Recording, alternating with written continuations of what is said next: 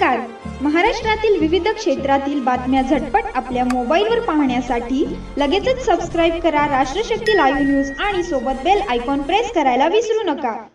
आजच्या या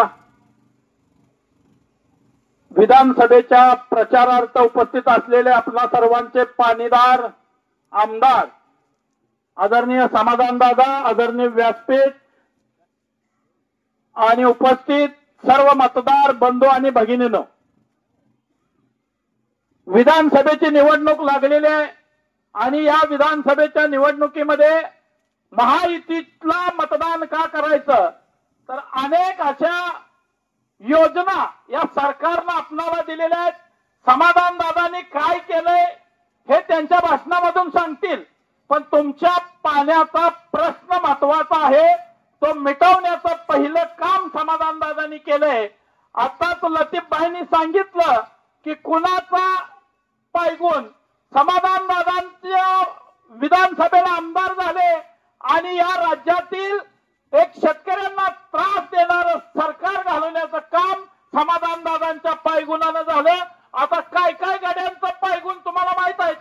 मी 20 वर्षाच्या गटामध्ये काम करायचो. दादा त्यांना जिल्हा परिषदेला उभा केला, मी उभा राहिलो होतो. गडी उभा राहिला, 2-4 जेडपी सदस्य आमच्या गटाचं व्हायचं. ह्या गाड्याला उभा केला, सुपडा साफ झाला.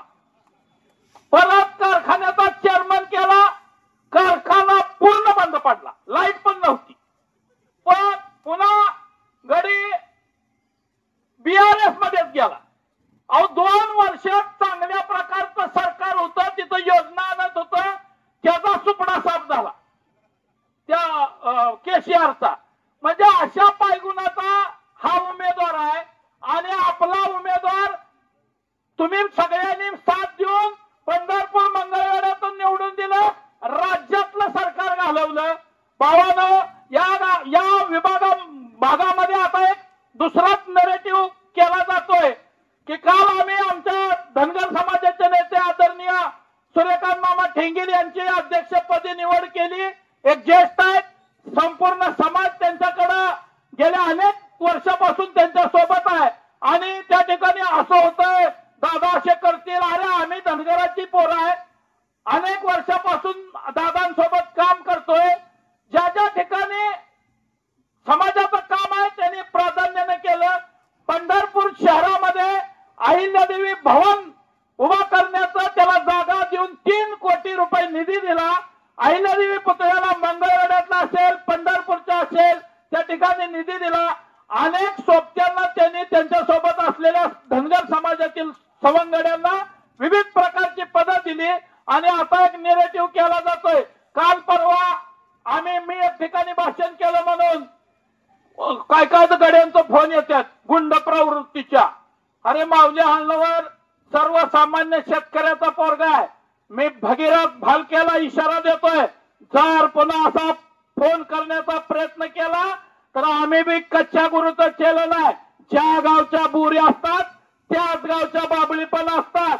मी तुझ्या बापाला दमवलंय, तू तर की झाडकी पत्ती आहे, त्यामुळे माझ्या नादाला लागू नको. आम्ही गोसावी गडे आहे, आमचं काय जाणार आहे मागून आणलेलं पीठ. तुमच्या ढोंगणाला मोठा जाळ लागलाय, त्यामुळं आमच्या नादाला लागू नका. तुम्हाला मी आवाहन करतोय, जाती धर्माच्या पलीकडे काम करणारा हा आमदार आहे आणि आपण जे जे काम सांगाल ते नक्की समाधान दादांच्या हातनं होणार आहे. उद्या 20 तारखेला त्यांचं चिन्ह आहे कमळ, 1 नंबरला कमळ आहे आणि त्या कमळाच्या चिन्हासमोरचं बटन दाबावं. राम कृष्ण हरी. दादा तुमचं पंढरपूर मंगळवेढ्यात कमळच लय भारी. जय हिंद, जय महाराज.